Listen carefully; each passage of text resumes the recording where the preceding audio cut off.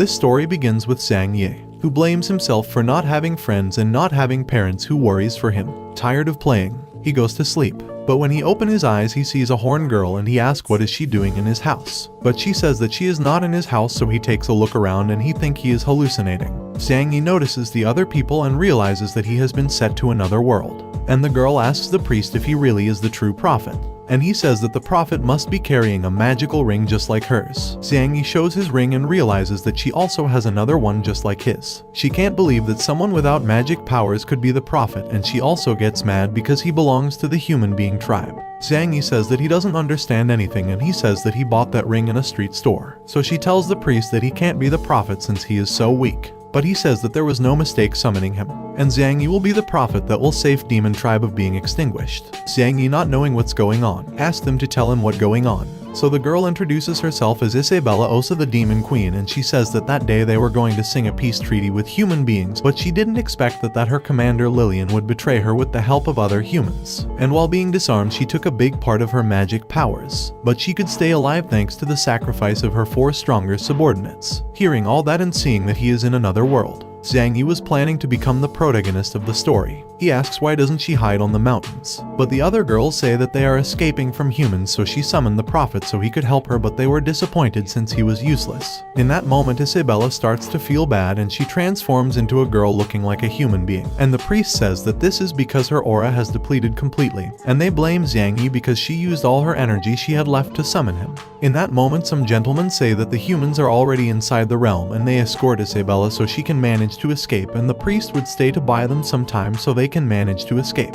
Isabella tell him to escape with them, but the priest is already preparing them to teleport. Isabella, crying, tries to take him, but he already took them to another place. In that moment, the door is destroyed and Tal's Angus appears asking where the demon queen is. But she was already gone and planning to take revenge, so they decide to flee for the moment. But they were attacked on the back by the humans, and the girls are planning to sacrifice themselves so she can escape. Xiang Ye promises that he would protect Isabella, so he grabbed her by hand so they could escape.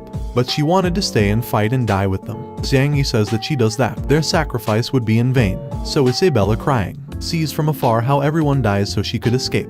On their way, they come across with some human knights, and Isabella gets off Xiang Ye's hand and she attacks the knights for killing her subordinates. Xiang Ye stops her and apologizes, and a knight says that he heard that demons used to wash human beings' brains. They were planning to kill them because they thought they were working for the demons. But Xiang Ye on his knees says that they are not working for them and they were not brainwashed. Isabella wanted to kill him for making her kneel before a human being, but he says that by doing that they could survive, so then they could take revenge. But the knight wanted to kill them anyways so he could get a reward. But there is that guy who stops him and orders him to go with his squadron. A knight, noticing that he was the white squadron leader, didn't want to listen. But being a leader, he had authorization to kill. Then the others, noticing that, they decide to escape. He introduces himself as Sophices, the White Dragon Knight squadron leader, and he asks them when the demons captured them. Before that, Xiang Ye thanks him for saving them, but Sophices order him to answer first, otherwise he would kill them. He says that he was captured when he was 5 or 6 years old, and he introduces Isabella as his wife and says that she was also captured by the demons, and Sophisa ends up believing him, and he offers his cape so he could cover himself since he was naked, and he would take them to the human being tribe city, but Isabella didn't want to go. Xiang Ye convinces her to go, and the next day they arrive to the city, where Xiang Ye gets surprised by seeing how the humans respect the knights. Isabella changes her name to Yibei so she can't be recognized, and on their way, they get across with this guy from the royal family, called Talsbury. When Sophisis sees him, he orders his knights to go to the royal palace. Xiang Ye asks who he is, and a knight says that he has a higher rank than Sophisis by being a regent's son.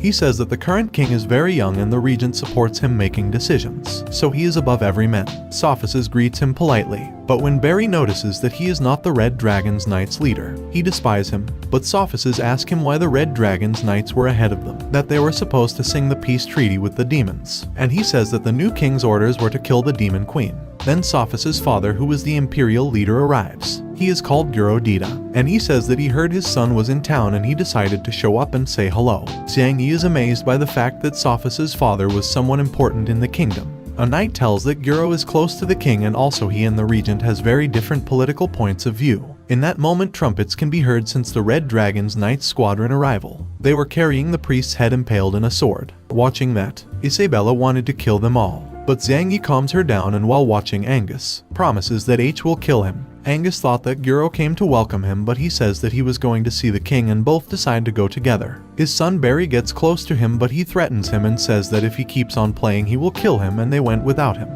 Then both decide to get out from the human realm and they take them to their new home. Xiang Ye is surprised by the fact that it was so big. In that moment some servants appear. One of them introduces herself as Alina and she was going to feed them. But Isabella asks why Sophices is being so nice with them even when he barely knows them. On the other hand, these two presents themselves before the king, who is just a boy, and he congratulates Angus for having completed the mission he assigned to him. But Guro says that what Angus did was a crime, because the mission was to sign a peace treaty with the demons, not killing the queen demon. He also says that if the missing demon queen returns to the demon tribe, she will bring war against humans and they will lose a lot of people. Angus says that before they could sign the peace treaty, Lillian told him that she had her people's support to rebel and that if they helped her become the new queen, she would make a strong relationship between the two tribes. Then he delivers a letter to the king about what they had agreed with the queen. After reading it, he congratulates him for doing well his job, but Guro says that there's a mistake, because he does not believe the demons agreed so easily to accept their new queen.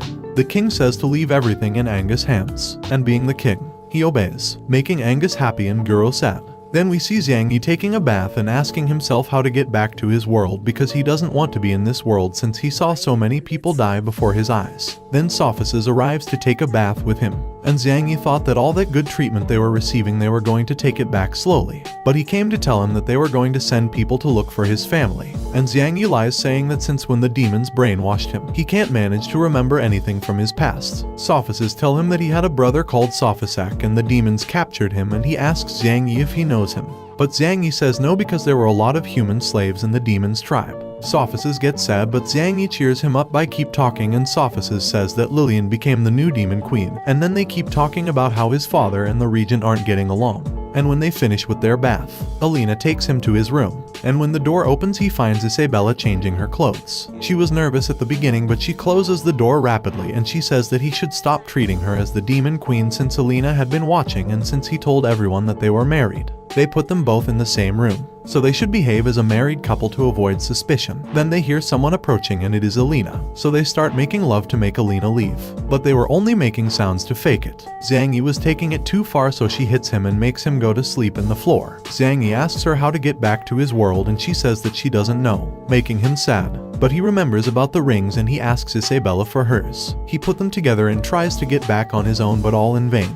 On the other hand, Alina finds Sophices and he tells her not to interrupt Isabella and Xiang Ye. Alina asks why is he helping them, and he says that when he knew Xiang Ye he felt a familiar connection and he thought he was his lost brother since he resembles so much. Alina says that she was happy for him since she hadn't seen him smile in a long time. Sophices throws her in bed and as reward he ends up making love with her. The next day Xiang Ye wakes up and Alina gives him new clothes. She realizes Isabella is not here, so she goes outside and tries to find her. She found Sophices training with his bow on her way and she is amazed about how good he is. Then she saw Isabella as well practicing and she is blown by how good she is. She lost her powers but not her abilities. Then Sophices invite them to eat, but Xiang Ye wanted to leave the human kingdom and says that he doesn't want to bother. Sophices say that there is no problem, that they can stay and live in his mansion forever, but Isabella says that they want to manage by themselves and they didn't want to bother anymore. Sophices say that they cause no trouble and he can find a job for them in the kingdom, but Isabella says that she rather goes back and work for the demon tribe than working for them. In that moment we see a story when the humans were terrorized before because they were weak. Then tired of that, they reached out a powerful dragon to protect them.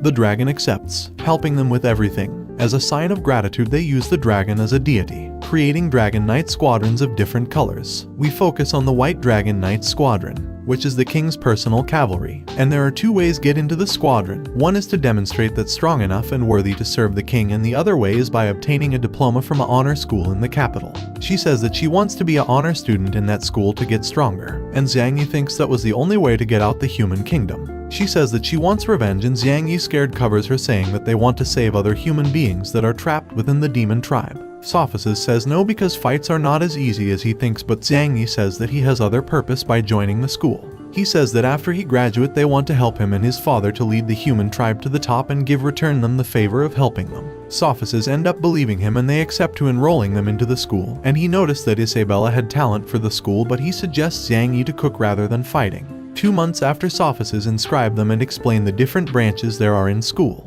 He also says that there is a professor who will evaluate them to decide what branch is better for each one, and a knight is assigned to guide them in school.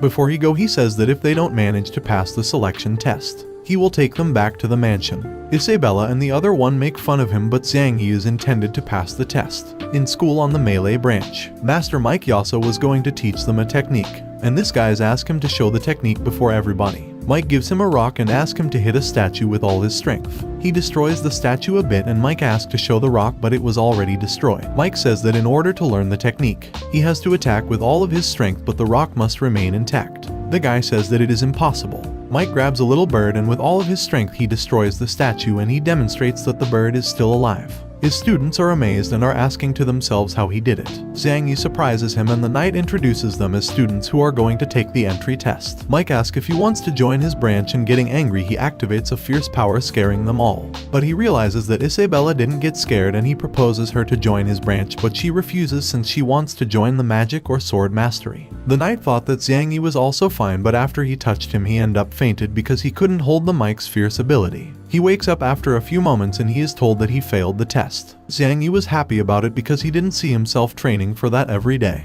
He introduces himself to this guy to be his friend. The guy introduces as Alex Air and accepts being his friend. He says goodbye because he had a fight class to attend, and the knight agrees to take them to magic and fencing. Then we see a training field where Dorona, the fencing teacher, and Wadley Ac, the magic teacher, were fighting to decide which branch would use the training field. Both were equal in powers, but they kept fighting and they use a powerful attack but gets deviated and almost killed an old man. But Xiang Ye manages to save him by a hair, and he was terrified because if the attack would have reached him, he would be dead. Dorona points him with the tip of the sword and asks him who he is because she never saw him by the school before, and Xiang Ye says that he helped the old man from dying, but when he turned to see him, he was not there anymore. The knight says that he is Sophists' friend, and when she heard that name she was desperate to see him, but the knight says that he didn't come. And angrily she asks why they were there in her branch. He explains that they are new students and they came to take the entry test, but before that they are going to measure their strength. AC gives them a sphere to measure his strength, and Xiang Ye, not knowing what to do with the sphere, he asks the knight and he starts explaining. He says that the sphere reveals how much limit power there is inside each person, and that limit power is how strong can a person be with training. If their power limit is low in both magic and fencing, they will be rejected. Isabella grabs the sphere, and when Dorona notices that there is not any shine representing her power, she was going to reject her, but in that moment the sphere starts to shine with a strong light. Everybody is surprised by the fact that she had so much power, and AC asks if she had learned magic before, and Isabella says yes, but for any reason she lost her magic. AC accepts her into the magic branch, but Isabella goes to the sword and she says that she is hesitant between magic and fencing. Dorona underestimates her, saying that she wouldn't make it to her branch, but Isabella tells that she studied fencing abroad and she wanted to take the test. She accepts and sends Barry to fight against her as a test. And before they start fighting, she explained the rules, and one of them is that they can't use all of their limit powers, and after the whole explanation Barry starts attacking them. But Isabella avoids his attacks easily and Barry continues attacking her, but no attacks manage to reach her. Isabella gets close with one attack and uses an incredible ability to make him get back and making him angry, so he uses his limit powers and attacks. But this guy called Legend stops the attack, saving her, and Xiang Ye thanks him for saving his wife, surprising everyone there by letting them know that they are married. Dorona gets mad with Barry for using his limit powers, and on the other hand she presents her most powerful apprentice, and he was eager to see him as Isabella fight partner in the future. Dorona asks if her abilities were learned from Makia, and her answer was yes, surprising everybody because Makia was known as the sword god. Dorona sees that she is very strong and accepts her as his student, but AC says that she is her student, starting a fight to decide which one of them she stay with.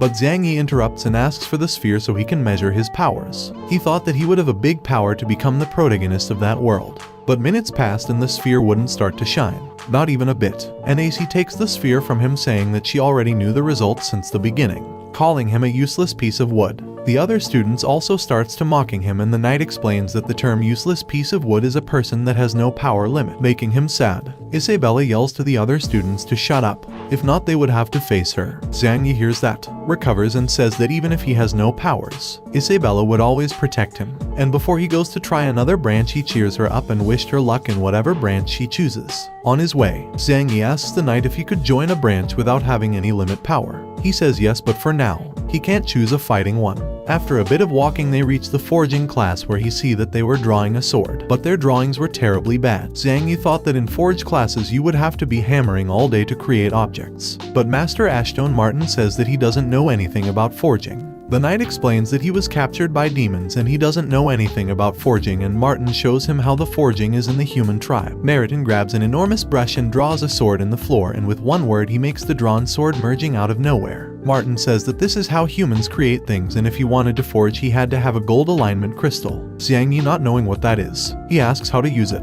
Martin explained that with those crystals he can create things just as he saw with a magic brush, and Xiang Ye gets sad because he thought that he needed limit power to use it. He says that limit power is not necessary in the forge. Hearing about that, Xiang Ye kneels and asks him to teach him how to forge. Martin asks for a drawing as tests and he draws Dorona's portrait, surprising everyone with his drawing skills. Martin accepts him as his student, and before joining a partner he says that he has to know the rules of forging classes. He says that he must be very careful with what he creates and be responsible if something bad happens, and he cannot create living objects. Xiang Ye accepts and thanks Martin for accepting him into his branch, and Martin gives him a brush so he can begin with his classes. Later on, Guro arrives very angry to the king's palace, where he asks for an explanation on why the regent wants to execute the agriculture minister and the leader of the Grey Dragon's Knights. Angus says that the agriculture minister gathered with the East Beast's tribe and the Grey Dragon's Knights leader ordered to bring food to them.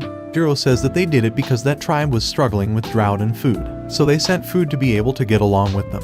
He asks to reconsider that decision of killing them, but Angus shows him that some beasts were already captured and one of them will be the sword god, Makia. He also shows the heads of the agriculture minister and the Grey Dragon's Knight leader. The king is confused and asks Angus why he did it. Angus says that as the king is a good person, he did the dirty job for him, and he also said that knights from the Black Dragons and Red Dragons are on their way to the East tribe to extinguish them. When Guro hears about that he asks the king to stop that before it caused more tension with other tribes. But the king is afraid, not knowing what to do. So this guy let the chains off on purpose, and Makia, noticing that his powers were coming back, shouts that he will not let his people and his tribe to be extinguished and attacks the king to end everything. But Sophices stops his attack and he stabs Makia, ending with his life. And this guys get near the king to see how he was, and he gives the final blow to Makia. The king gets petrified, scared by that beast, and Guro realizes that everything was planned by Angus, who accepts it with an evil laugh. After that, Xiang Ye is walking towards some portals, and not knowing where they would take him, he asks a knight, and he tell him that those portals takes you from the academy to the residence. He also explains that if he wanted to keep studying in the academy he would have to live in the campus. Xiang Ye asks why he doesn't return to where the knights are, but he gives him a key and says that if he doesn't want to live in the campus, they would teleport him back to the mansion.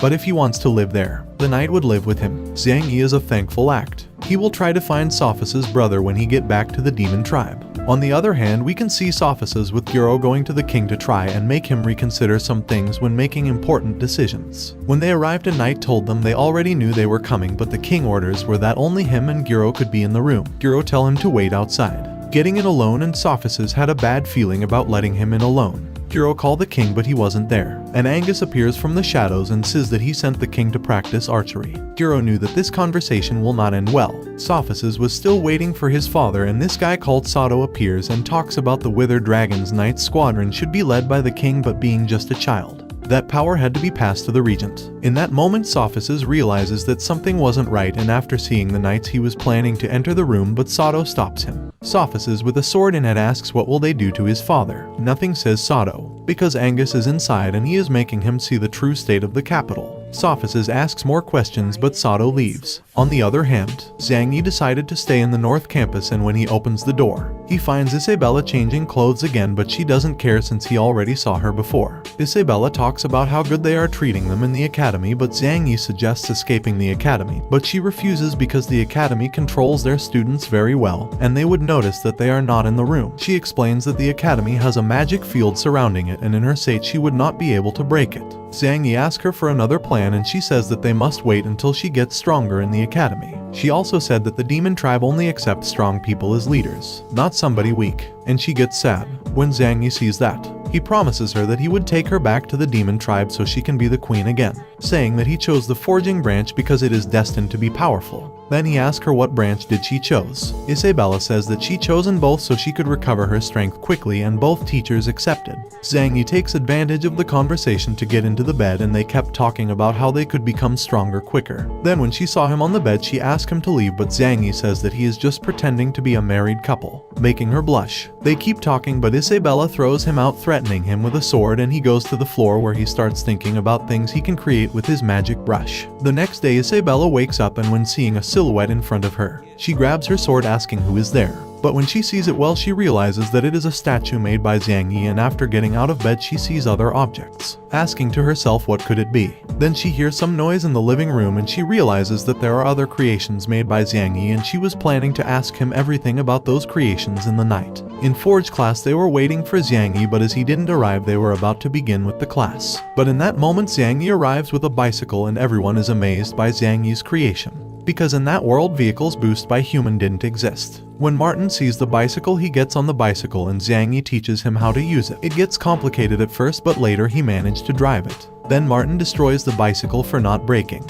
leaving everyone disappointed because they all wanted to try. Xiang Ye promises that he would create another bicycle, but he couldn't in that moment since he ran out of gold alignment because he spent all night trying things. Xiang Ye realizes that the forge works with thoughts, and he asks to himself what would happen if he built objects from his world. So he built a cell phone as a trial, but it didn't work since he doesn't know how cell phones work, and he kept on building useless technological stuff because in his mind he didn't know how they worked. Then they get back to the class where Matin gives him another gold alignment stone, and he was going to explain how to differentiate gold alignment stones and its uses. Martin gets his briefcase out from the forge, and she explained that they can use the stone just like a blacksmith does, but that would harm the user. He says that 2 decades ago he was visiting the dwarf tribe to improve his forge, and he saw that they made really beautiful objects, but the one creating them suffered damages to his body because they used hammers just like the blacksmiths did. After Martin's big research, he realized that they could use the stone in a very little form by embedding it into the brush and drawing objects to be created out of nothing.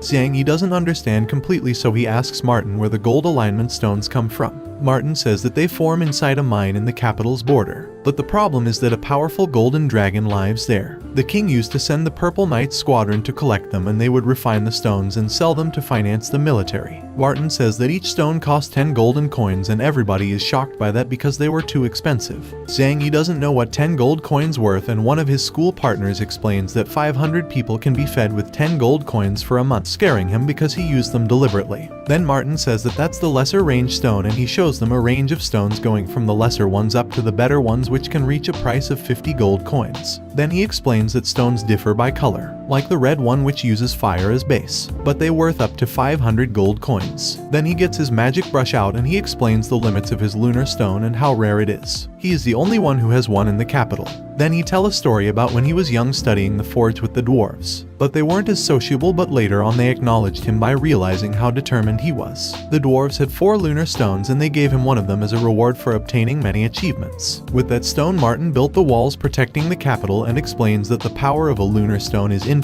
but has a price, and that is that extracts the user's consciousness. One of the students says that this side effect must have not affected the master because his looks pretty healthy, but another student points towards a photograph where you can see a handsome guy, and that was the master 10 years ago. And the students are in shock by that because now he is bald and ugly. On the other hand, Sophices is with his father, but he arrived home very upset, saying that everything was over, worrying Sophices for what they could have done to his father. On the other hand, Isabella was training fencing, and by the end Dorona congratulates her for training more than the others. But she felt bad because she got tired easily because that didn't happen when she had all of her power. Then she goes home and she finds all these stone sculptures of both of her masters, and she realizes that they were made by Xiang Ye. Isabella takes a blueprint and Xiang Ye says that those were dwarves' tribes' blueprints where they were creating steam machines, surpassing the intelligence of the demon's tribe. Isabella kicks him and warns him about creating too many things, otherwise their identity would be exposed. She also scolds him for creating a sculpture of her and her masters, and thinking about what disrespectful things he could do with them, she hits him even more. The next day he was happy because the steam machine worked and he could create a powerful mecha. Then he see that his fellow students were gathered in a place, and one of them says that Master Martin went into the gold alignment mines, and that was because when they went to buy stones last night, the prices were too high. Martin tried to convince them to sell them at a normal price, but they didn't want to because they needed a lot of money for military services. So an angry Martin went on his own. to look out for stones, but his students were worried about him because he was just a forging teacher, and he alone could not take down a dragon. Xiang Ye was going for help from the other teachers, but one of his friends stops him because they were in an audience with the king. Xiang Ye was very angry for doing nothing about it, and then he sees Alex and he offers him money and tell him to go and buy 1 gold alignment for his magic brush. Xiang Ye builds a car with that to go and save his master. On the other hand, Martin is arriving to the mine, but one of the knights didn't want to let him through because only purple dragon knights were allowed to enter the mine. Even with all that, Martin gets in and starts looking out for gold alignment. Then we see Xiang Ye and the others arriving the mine and planning how to get in to look for their master. But then an explosion occurs and they see dust coming from inside and Martin getting out from it with the gold alignment. He also defeated some monster with the weapon he invented with the dwarves' help. The guy was happy with his gold alignment, but they could use them already because they needed to be refined. But the problem was that the refinery team worked with the Purple Dragon Knights. And in that moment some knight surrounds them and the refinery master calls him out for getting into the Purple Dragon Knights territory. Martin also calls him out because those monsters weren't that strong to justify the price increase of gold alignment. The guy says that it was not his business and give the order to kill them so they could take the gold alignment. But Isabella together with Martin and Alex were defeating almost every one of them, but the refinery master steps in attacking Alex, but Martin protects him and his weapon get destroyed. That guy uses a special slime creating many clones and he planned to attack them, but Xiang Ye had finished his creation. Xiang Ye is completely covered by the rocks and the refining master attacks the others, but Xiang Ye inside the rocks neutralizes him using a powerful attack.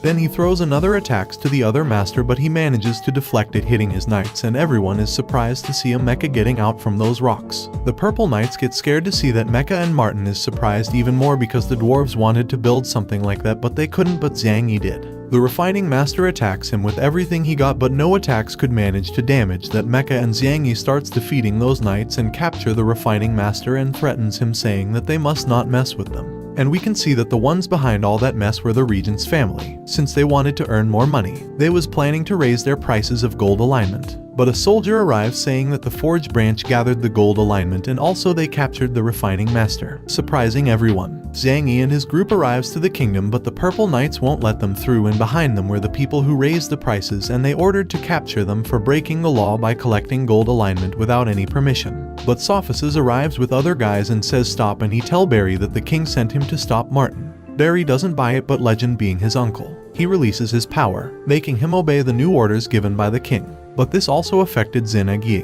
which ends up being amazed by that enormous power. Being just his nephew, Legend warns him not to be so careless just because his father is the regent, because for Barry he was only a piece of trash. Dorona also scolds him for not going to class, and Martin asks officers to arrest him, but he denies because the king never gave that order since he cares so much about him. Xiang Ye thanks officers for helping them again, and he told him not to do that again because he doesn't want to see him die. On the other hand, AC tells Isabella that she picked her to represent the magic branch in a festival. But she fights again with Dorona because he also wanted her to represent the fencing branch. Sophists asks Xiang Ye to go with him to the palace, and once there they talk to the king about the gold alignment price increase. In that moment Angus arrives, informing the king that he discovered that the Purple Knight's leader is increasing the price of gold alignment. He also said that he already punished him and suggests the king that the forge branch should be in charge of collecting gold alignment stones. Everybody is surprised by that, and the king asks about the military budget. But at the moment he suggests that the White Dragon Knights should handle it. Xiang Ye asks to himself why Angus is helping them, and the king accepts those suggestions. And he asks a favor to Martin, to build an arena in 10 days for the upcoming festival. When getting out, Sophists ask Angus why he helped them, and he says that he did it because he is a very important general. Then they continued talking, and Angus says that he helps the king making decisions to make the empire get better because the king is very young to make important decisions. Sophists say that he shouldn't take advantage of his power, making Angus angry. Angus then asks Sophists if his father didn't tell him anything about what they talked the last night. When Sophists remembers that, he asks him what did they do to his father because he arrived home very upset. And they were about to start a fight, but some soldiers arrive and tell him that his father hanged himself in the library, and Sophists got scared, and the other were surprised. That night Xiang Ye were depressed about what happened to Sophists. He didn't want to feel bad, so he asks Isabella what branch she decided to represent in the festival. She said that she will represent fencing and science branches. He starts bothering her, saying that she should join Legend in the magic branch, making her angry again. The next day Guro's body is getting buried. Isabella and Xiang Ye wanted to help Sophists taking revenge against Angus, but Dorona says that it was pretty difficult because Angus is the most powerful human, and when he was young he was the only one who could hurt the ancient demon king. Sophices says that he wasn't his biological father, and then he starts to talk about his past when they were very poor, but he was very happy living with his parents. But one night the village was attacked and his real father was killed protecting the village. But yet his death was in vain. Sophices found his parents' bodies but not his brothers, and some days later he found out that he was sold to the demon's tribe. In order to save him, he trained so hard and he joined the army where he acquired combat experience, and one day Guro visited the squadron where Sophia's was. And after seeing how Sophices killed one of his partners, Guro asked why he did it. Sophices says that he was nearly dead and leaving him alive would be leaving him with a lot of pain until death came. After that he adopted him and he treated him very well. He wanted to create along with him a world where every tribe could live in peace. Dorona asks what should they do now, and Sophices say he can only give his bets to move on. Then we see Angus talking with a hooded guy, but he left after this girl's arrived, picking the heads of some people, completing the mission Angus assigned. Angus assigns another mission to her. He already enrolled her in the academy where she has to represent the archery branch, and gives her a photo of Xiang Ye so she can find her target. The next day, the forging branch goes to the old royal arena to rebuild it with the help of Mike and AC. Both of them destroys the arena completely and gathered all the debris so it is easier to rebuild. Martin thanks them. Xiang Ye watches Alex and asks to himself if he has a lot of money since he works carrying forging material. Martin says that he works to sustain his family economically while he studies. And Alex proposed himself to win the festival to obtain money and send it to his family. Xiang Ye asks how much the champion gets, and the Four Eyes says that the winner takes 1,000 gold coins and also a trophy made out of solid gold. He also says they can get the rank of military commander after graduate from the academy, and he gets happy because with that rank he could get out the empire and go back to the demon tribe. While they are rebuilding the arena, Xiang Ye's superiors arrive to help them because they owe so much to Master Martin. Then Martin introduces them as their new teachers who will replace him during 10 days so they could be ready for the festival. Since Forging Branch always finished last every year, they would have a special training so that would not happen again. On the other hand, Legend was practicing his magic, which was very powerful, and after seeing that, she was pretty confident that she would get first place thanks to him. On the other hand, Isabella was also training, but she has an illusion where she sees her subordinates' bodies who sacrificed for her, and there the demon queen presents herself, making her remember that everything was her fault by wanting to sing a peace treaty with the humans. She also argues about why she trusted in Lillian. Isabella gets angry and Dorona notices the enormous power she was about to unleash, so she knocks her out. Dorona is surprised to see all that evil power limit. She was even scared. On the other hand, Sophices was walking through the capital. He sees an invention he never saw before in the capital, and he is also surprised to see all those citizens using objects he never saw before, and when looking at other store he realizes that all those inventions were Xiang Ye's. Then he goes to the royal arena to see Xiang Ye, but he is told that he went into the South Forest with Alex. Before he went there, he told them to give Sophices all the money he got inside the gold alignment mine for the military budget, but he didn't want to accept it because that was money recovered by the people entering the mine. But they told him that it wasn't the case because with Xiang Ye's machine they collected gold alignment faster, and that's why prices went down because it's easier. And that's why also home prices went down. Sophices gets happy by the fact that Xiang Ye is making the empire a place where others can live happily without feeling the pressure of money. On the other hand, Xiang Ye and Alex arrives to the South Forest where they found useless wood. And they call it like that because that metal is extremely hard and they can't use it for anything. Xiang Ye wanted to corroborate how hard it was to see if he can create a chainsaw to cut it, but it breaks without making even a scratch. Alex asks why does he want that useless thing, but Xiang Ye says that it isn't useless just because they can't use it, but if they manage to use it, useless wood might become the empire's most valuable resource. The next day everyone is preparing for the festival, and with it the king's arrival, Sophices announces the beginning of the festival and give the order to every branch representatives to step into the royal arena. Each one of the branches steps in, and the festival winners candidates were Fencing Branch and the Magic Branch. Xiang Ye is surprised to see only one person in the Cooking Branch, and they are underestimated when they stepped in because everyone thought that they were there only to make them lose time. Participant called Ninair was angry, but his master asked him to calm to avoid any trouble. After so many branches, the Forging Branch steps into the arena, but the other are depressed because they always finish last in the festival, and Xiang Ye tries to cheer them up, but Martin was depressed too. After every branch is inside the arena, Sophices explained the competition rules. The festival would last for 5 days and they would be separated by category. The first one crossing the empire in 1 day, going through the locations placed around the empire, and when they get through portals they will get a coin that has a value of 10 points. There will also be 10 coins hidden through the kingdom, and the first 16 contestants with the higher points will manage to advance to a new category. He He also says that there also are dangerous obstacles in every location, and once he ended the explanation, a door appears with a very dangerous location. Everyone starts to get in and the forging branch was scared, but yet they got in, and that's where Refinery Master Yalu arrives and tell Martin to get their students' tombs ready because they won't get back alive. And this is how the first part of this manhwa ends, and if you want me to release a second part, comment with the word demon.